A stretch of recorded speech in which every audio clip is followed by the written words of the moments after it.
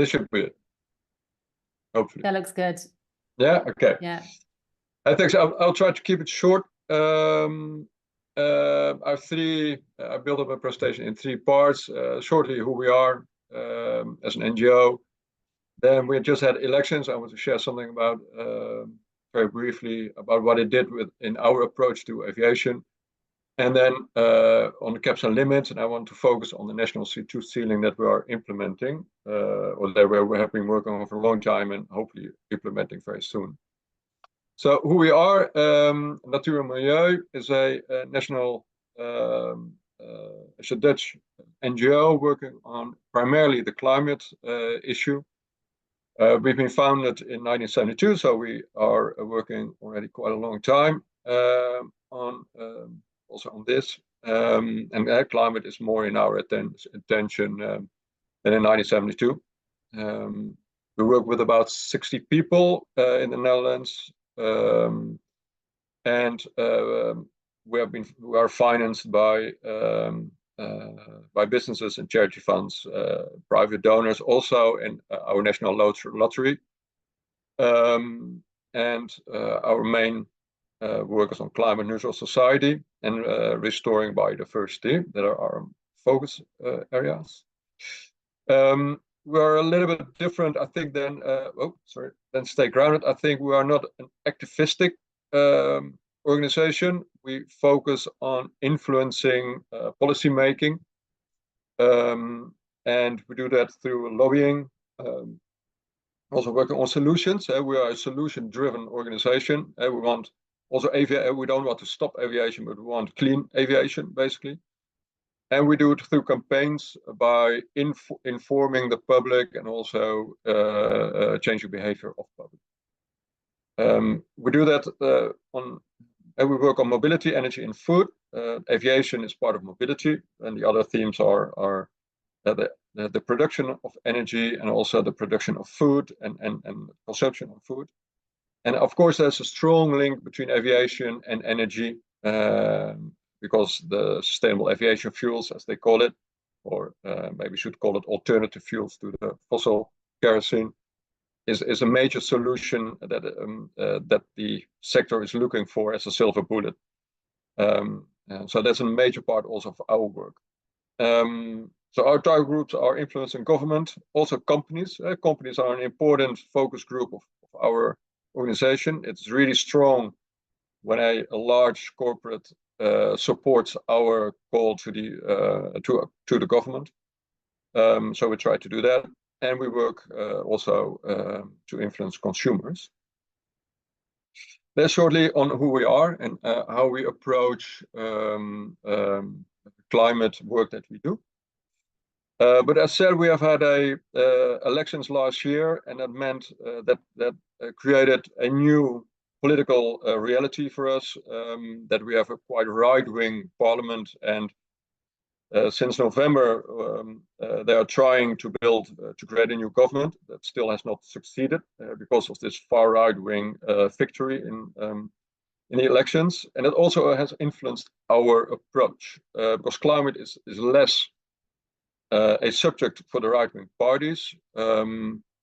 We have to find other ways to influence our the aviation sector, and still also keep climate work going.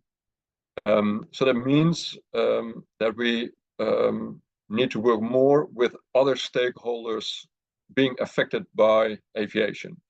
And these are typical the airport workers that are being affected by pollution, but also by low wages. At a race at the bottom that typically has been going on here in Amsterdam at Schiphol Airport has affected the working conditions, but also farmers because of the nitrogen problem that aviation contributes to. Recreation because of noise, for example, but also the over-recreation that we have, over-tourism that we have in Amsterdam because of all the cheap flights that are coming in. But also the housing. We have quite a major housing problem, and we just don't have enough houses. And you can't build a house in noise areas that are being affected by aircraft. So also housing is being affected by it. So there are quite a lot of, also for the right-wing political parties, important subjects that are being affected by aviation, and we're trying to get these areas in our focus. That also means that we have to collaborate with other parties that we normally collaborate with. We're doing more work with the residents. We already did that, but now more on local impact. We work more with labor unions. We work also more with the political parties that come up for the farmer rights, the recreational sectors. These are different sectors that we can work with. So it also opens more and new opportunities, which I think is really interesting. And still we keep collaboration going on with the fuel sector and with the train sector and also with the aviation sector, with really good connections with Schiphol and KLM also. And we differ in opinions, but still we can have a good conversation. I think this is good for now. And maybe another one that I would like to put some attention on is the economic argumentation around aviation. I think that the economic arguments are so strong that it limits putting limits and norms to aviation. Because the sector, but also the ministry and also economists tend to say, but aviation is very important for our economy, so don't limit it too much, because then airlines will move, travelers will move somewhere else. So you don't really help the climate. It will just replace movements. So on a global level, you don't make the sector more sustainable, and you don't really reduce emissions. So the whole economic argumentation is, I think, really important to build a new narrative around.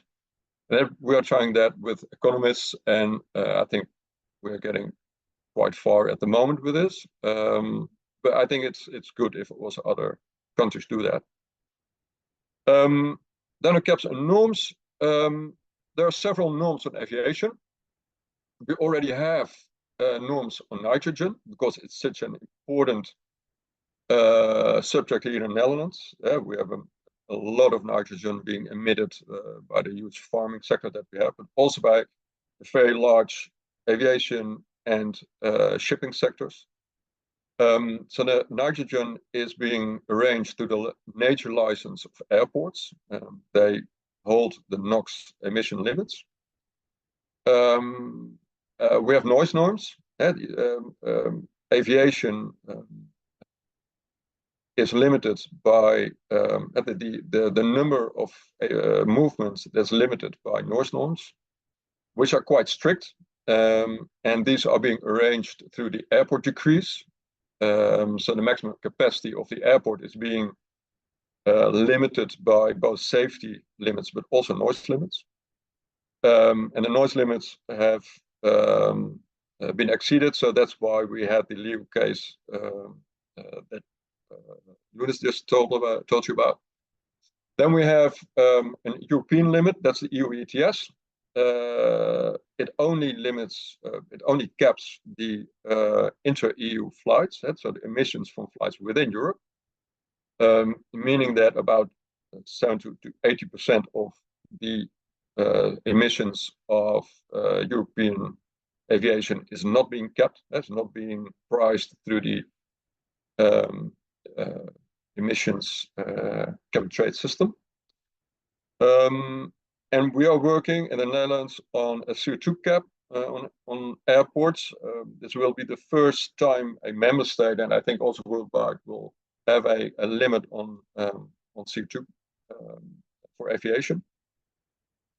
And we are working on a self-blending target that is being required for the EU by the EU.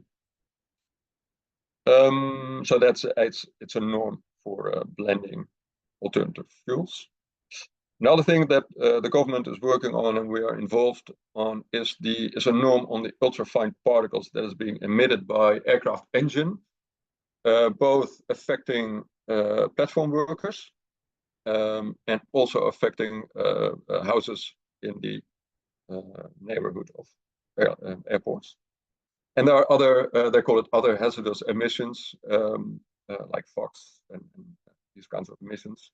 They are also studying on what the health impact is of those emissions. So probably we also get norms for that. So there's a whole package of norms. We have been working on the CO2 cap for a long time. So I would like to say something about that, what it is and what it is not. The situation in the Netherlands that we, during the climate agreement, is that we had also an agreement on aviation. And these are all the flights that are leaving the Netherlands. Normally, aviation is not part of the national climate responsibility, but the Dutch government said, we think it's important that we also have a limit on aviation. So there has been a agreement between the sector and the Dutch government on what should be, what are fair emission targets. So they came up with not that very ambitious targets, but at least they have made an agreement on targets, which I think is quite unique already. So they copied the international targets from ICAO to the Dutch situation, but then without the offsetting regulations that you have in ICAO. I assume that you know how that works. So that is that in 2030, the levels go back to the 2005 emission levels, and 70 it goes completely back to zero. This is not very ambitious. It's not in line with Paris, but at least there's something to focus on, and it will limit. It should put some action coming forward from the aviation sector. But these are voluntary agreements. So the CO2 ceiling will make it a legal goal, a legal target that if they don't reach this target, they will the airport will be fined. So the CO2 ceiling will be on the airport, like also the noise and the NOx limits are being arranged through the airports. So what we'll do, if we have this in place, it will have a direct effect on the aviation sector. It needs to do something. It needs to blend in more SAF, or it needs to put in more technological innovation. It needs to act. Otherwise, the ceiling will be, they will go beyond the ceiling and they will get fined. Another effect is that if member states are being more ambitious, it will also put pressure on the European Commission to become more ambitious, to improve the EU ETS system, and hopefully also on ICAO to improve CORSIA. So that's more an effect of pushing, as member state, pushing also the European Commission and also other agreements. And under the ceiling, the government can then decide to help basically the sector staying within the cap by, for example, differentiating the flight tax to distance. It's quite logic that you charge a tax a long-haul flight that is more polluting, more heavy than a short-haul flight, which is not that polluting.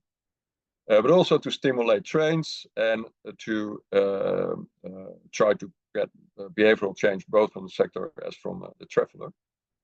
So under the ceiling, the government can still do its work with stimulating and subsidizing technology and steering the sector in the right direction. My last slide is this, and we've been just an overview of how long it takes to get such a mechanism in place. We invented the whole idea of a CO2 cap in 2020. It was taken over by the government, and we are still working now on getting it implemented. It's a really legally difficult to do something like this as a member state of the European Union. DG Move, which is the commissioner on aviation, is not very enthusiastic about national measures, to say the least. So it is both nationally a path full of hurdles, as within the European arena, it is really difficult to get this kinds of legislation implemented. But it seems that by the end of May, we will have a first law proposal in a public internet consultation. And then hopefully, also if the new government is still supportive of this, we will have the legal, the law implemented in 2025. So far, everything is continuing, so hopefully we'll get this in place.